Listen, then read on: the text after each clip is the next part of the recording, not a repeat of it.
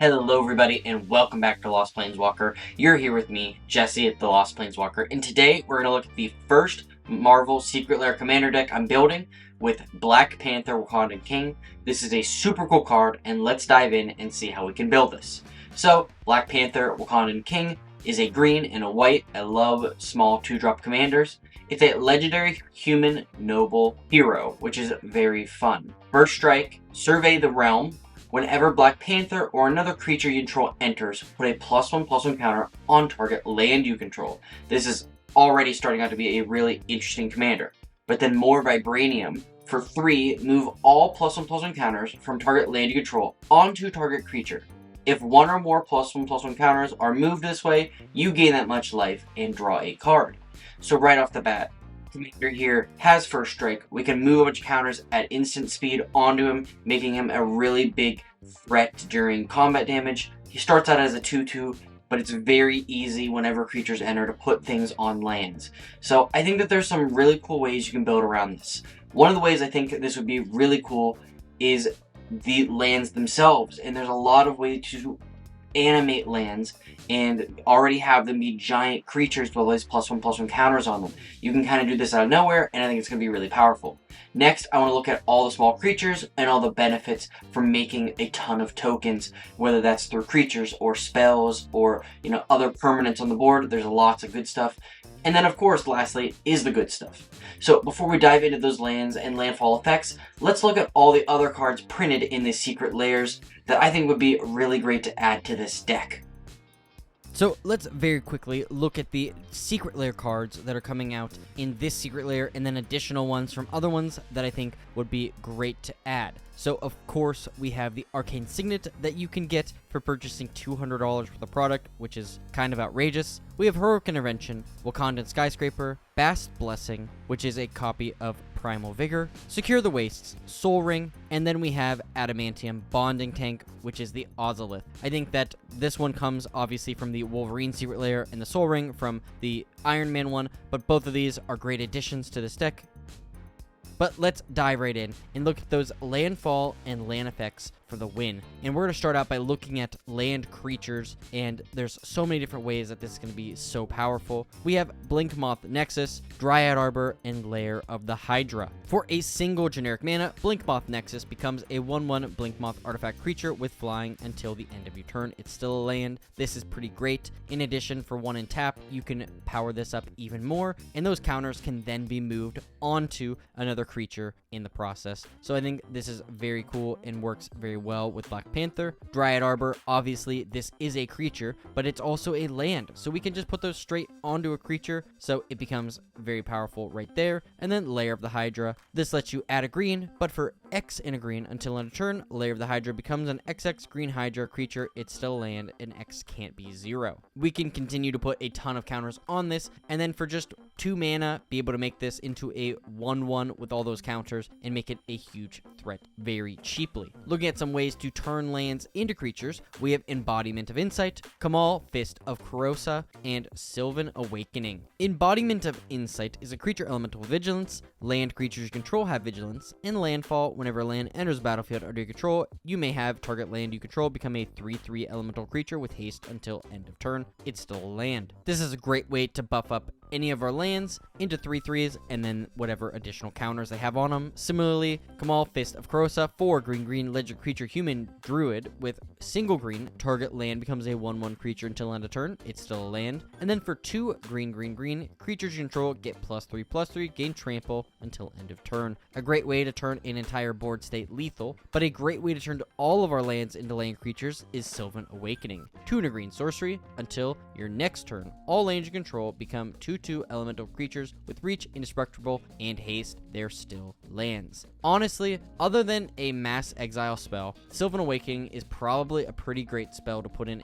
any number of decks, especially after a board wipe or whatever. This just gives them all indestructible. They got haste, reach. It's a great way to protect your board and swing out to deal a ton of damage with all those lands you've played the entire game. Some other really powerful landfall or land ability cards here is Blossoming Tortoise, Liege of the Tangle, and Nissa World Waker. Blossoming Tortoise, 2 green creature turtle. Whenever it enters the battlefield or attacks, mill 3 cards, then return a land from your graveyard to the battlefield tapped. Activated abilities, lands you control cost 1 less to activate, and land creatures you control get +1/+1. Making our lands turn into creatures cheaper, buffing them up, and getting lands out of our bin is essential. Liege of the Tangle, 6 green creature elemental with trample, a big 8/8. But whenever Liege of the Tangle deals combat damage to a player, you may choose any number of lands you control and put an Awakening counter on each of them. Each of those lands is an 8/8 green elemental creature for as long as it has an Awakening counter on it, and they're still lands. What an amazing way to create a giant board of 8/8s. In addition to all the counters we put on these, it would be unstoppable. And then Nissa World Waker, 3 green Planeswalker Nissa. +1, land you control become 4/4 elemental creatures with trample. It's still land. I love giving them trample. It's going to make them a much bigger threat, and we can kind of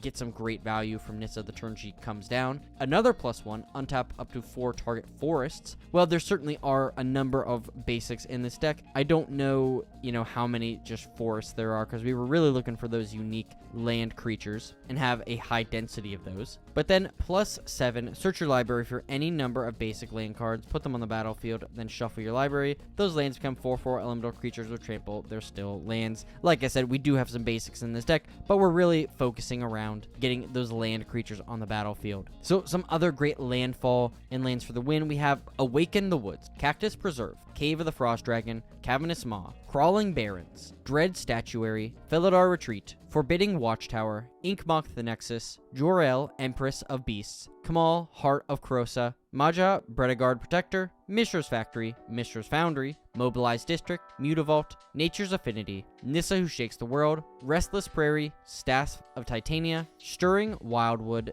and Eudora Grave Gardener. Now, before we see those creatures that they're going to give us a ton of value, I would just like to say thank you so much for watching. Please leave a like and subscribe. That would mean the world to me. And if you want to support me in another way, I have a Patreon that I just set up, and if you would check that out, that would also mean the world, so thank you. So now let's look at those creatures and see how we're going to maximize our value.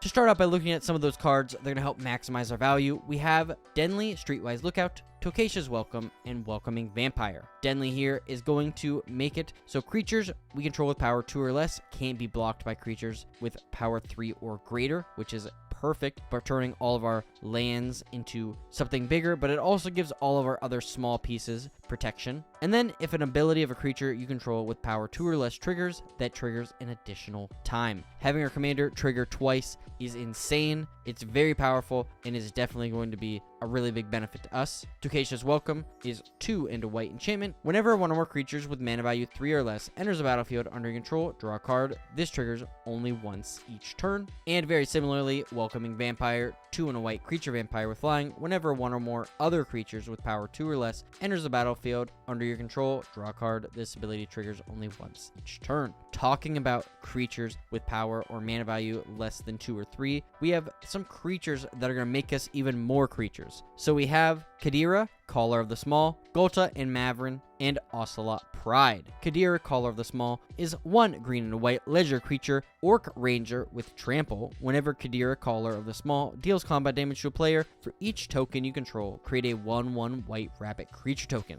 This effect just scales so well if we have a ton of creature tokens on the board and we can get through. It's going to create even more and more, and we can definitely buff up this with those +1/+1s from other creatures entering, including the white rabbits that are entering with it. Golta and Mavrin, 3 green white ledger creature dinosaur vampire with trample. Whenever you attack, choose 1. Create a tapped and attacking XX green dinosaur creature token with trample, where X is the greatest power among other attacking creatures, or create X 1/1 white vampire creature tokens with lifelink, where X is the number of other attacking creatures. If we make a bunch of rabbits, we can make a bunch of vampires, which will then make us even more rabbits and even more vampires. A very deadly loop if we can get to it. And then Ocelot Pride, single white, creature cat with first strike and lifelink. Ascend, meaning that if we have 10 permanents on the board, we get the city's blessing. At the beginning of your end step, if you gained life this turn, create a 1/1 white cat creature token. Then, if you have the city's blessing, for each token you control that's entered the battlefield this turn, create a token that's a copy of it. Now, if we make a bunch of rabbits and a bunch of vampires, we're going to make even more rabbits and even more vampires. This would be a great target to put counters on, not only for the lifelink, but the first strike is also pretty nice. Talking about some spells that can make us creatures, we have Finale of Glory, Grand Crescendo, and March of the Multitudes. All of these are X cost spells that we pay a certain amount into. Finale of Glory says create X 2/2 white soldier creature tokens with vigilance if X is 10 or more. Also create X 4/4 white angel creature tokens with flying and vigilance, which is quite nice. Grand Crescendo is X white instant, create X 1/1 green and white citizen creature tokens. This also gives creatures you control indestructible until end of turn, which is very powerful because if we just want to pay 3 mana, or I guess 2, because you can just pay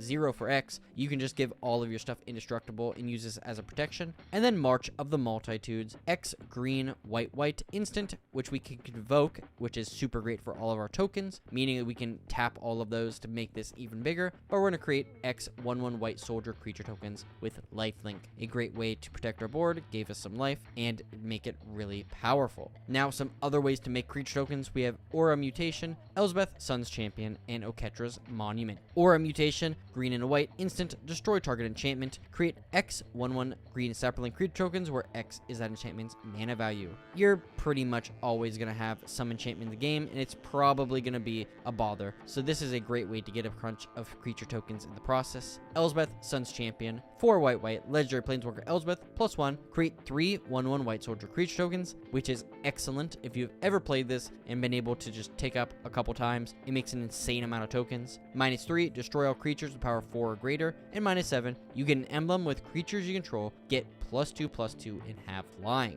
And Oketra's Monument, 3 legendary artifact. White creature spells you cast cost 1 less to cast, and whenever you cast a creature spell, create a 1/1 white warrior creature token with vigilance. A great way to gain additional creatures off of just casting the creatures we were going to anyways. Some other cards that are great to play are Hornet Queen, King Darren, Marshall Coop, Ogier Talk, Deepest Foundation, Presence of Gond, Queen Elena of Rudek, Riz the Redeemed, Second Harvest, and Selesnya Evangel. Finally, moving to our good stuff, I think there's some pretty neat cards here that are definitely worth playing, with Kutzil, Malamet Exemplar, Shamanic Revelation, and Thunderfoot Baloth. Kutzil, Malamet Exemplar is 1 green and a white legendary creature cat warrior. Your opponents can't cast spells during your turn, and whenever one or more creatures you control, each with power greater than its base power, deal combat damage to a player, draw a card. Notably, all of the land creatures we animate have base power greater than their starting power because it's 0. In addition, moving any 1 counter onto any of our other stuff is going to make that bigger, meaning we're going to draw a ton of cards. In addition, making it so our opponents can't cast spells during your turn is super powerful. Shamanic Revelation, 3 green sorcery, draw a card for each creature you control, and Ferocious, you gain 4 life for each creature you control with power 4 or greater. Now, you may think this is kind of weird,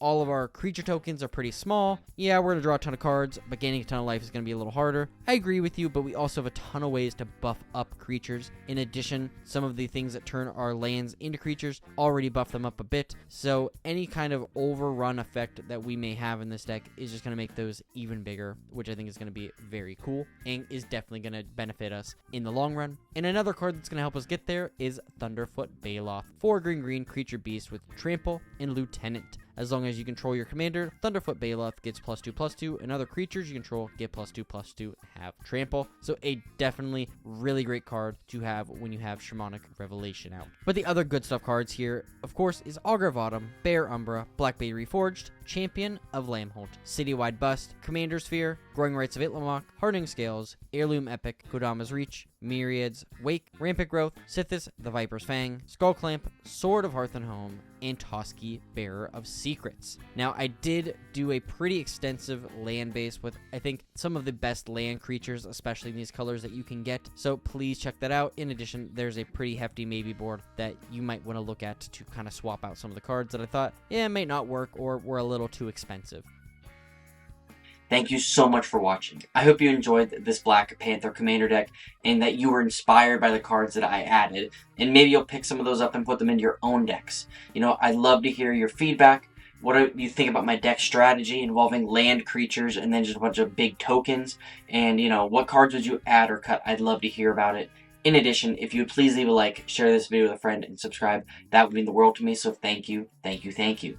Now, today's Scryfall card of the day is Hillcomer Giants.